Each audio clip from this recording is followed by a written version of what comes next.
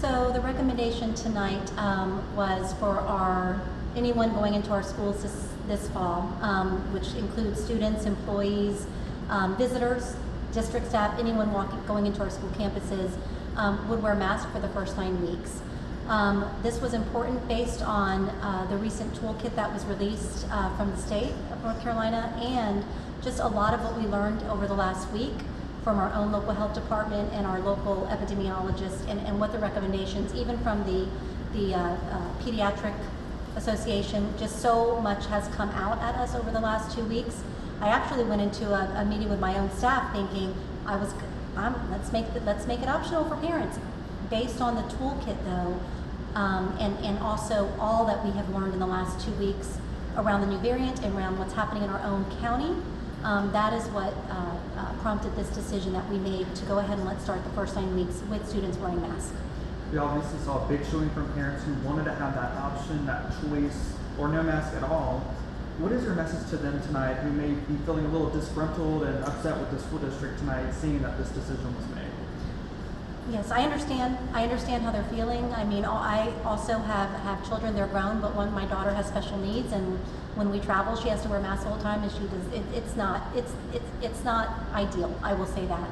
But I will say is that, when we think about the fall and being able to keep kids in school if they're masked, instead of having to send them home to quarantine if they're an exposure, I mean, that could save hundreds of days of learning for so many children. And so, this is a public health issue, and we're all part of a bigger picture. And so the decision tonight is going to help all of our students be able to get a quality education this fall. But also there's hope that it's not going to last long. The other part of the conversations with our local epidemiologists and health department is that there is light at the end of this tunnel this year. And that is why my motion was about the first 9 weeks of school. We will come back before the end of the first 9 weeks to make the decision going into second. And I'm hoping the decision can be different based on data. As far as I know, sports was not a discussion tonight. How does this decision impact sports? I know primarily outdoors, but I didn't know if you could touch on that at all. Yes, so the masking decision that was made tonight is not impacting sports. I mean, if they're practicing outdoors, they do not need to be masked. If they're indoors, they would need to be masked. And so it really, that really hasn't changed much from what was happening toward the end of the school year. We've seen other districts that have requested the vaccination record for their employees or people that are involved in sports. Do you all anticipate doing that, or is that topic of discussion? We have not discussed that yet. So right now, we are trusting individuals to make the right decisions based on the decisions they've made around the vaccine. So we have not talked about requesting that at this time.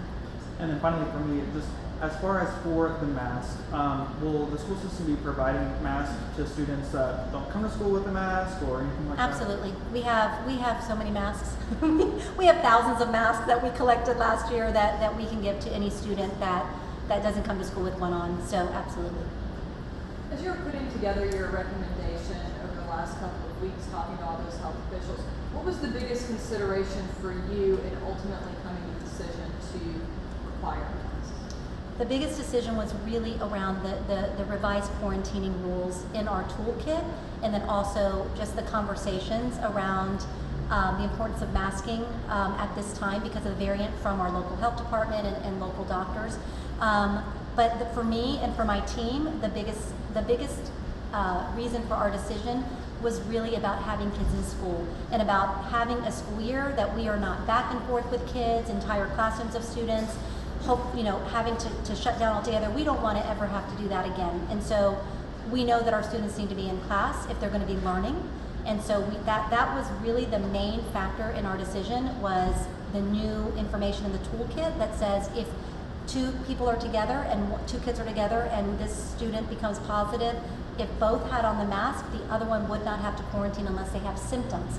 That was a huge factor in our decision because we want kids in school. And how are you feeling as superintendent heading into the school year compared to this time last year? I feel great.